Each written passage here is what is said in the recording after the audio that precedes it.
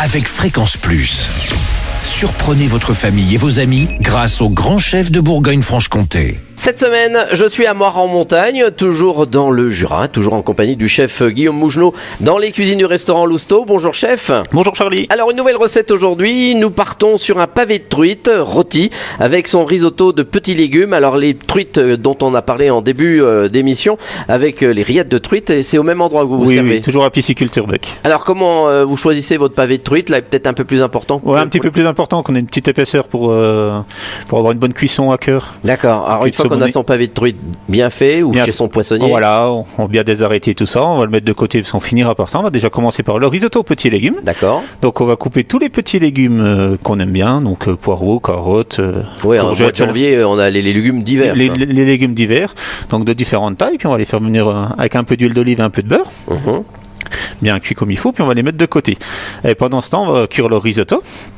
Donc le risotto, soit du carnaroli ou soit de l'arborio, selon oui, c'est le fameux. Voilà, les deux riz à risotto. Donc on va faire ciseler un petit oignon ou une petite échalote selon votre goût. On va le faire revenir à l'huile d'olive. Après on va mettre le riz dedans, on va le faire nacrer, donc bien mélanger pour qu'il devienne un petit peu blond. On va déglacer au vin blanc. Et après, on va mouiller au bouillon de légumes ou au bouillon de volaille, ou si vous n'en avez pas, vous pouvez même mouiller à l'eau. On a tous le petit cube. Voilà. Donc, pour ceux qui n'ont pas la carcasse.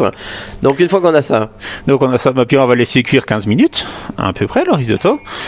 Et une fois qu'il est presque cuit, on va venir le lier à la fin. Donc, on va rajouter dedans du beurre et du parmesan, grano padano. Et puis voilà. Et après, soit qu'on mélange. On rajoute du sel, du poivre, ou soit qu'on mélange les légumes au risotto dedans, ou soit qu'on sert séparément selon votre goût. Bon, on va les mettre dedans, c'est quand même mieux. Donc ça sera original en plus, c'est votre petite touche à vous. Voilà. Et une fois qu'on a donc fait le risotto, on s'occupe de la truite, donc pavé de truite. On va commencer à l'huile d'olive, donc côté peau en premier sur une poêle anti-adhésive. Une fois que la peau qu'elle est un petit peu colorée, tout ça, on le retourne. On baisse le feu pour que la chair ne soit pas trop abîmée par la chaleur. D'accord. Et on va venir mettre un peu de beurre dans la poêle pour nourrir la chair, que ça soit pas sec. Un petit jus de citron. Et puis voilà. Et le risotto au fond de l'assiette. Le pavé de truite par-dessus, le beurre de cuisson de la truite. Et un petit peu de persil dessus.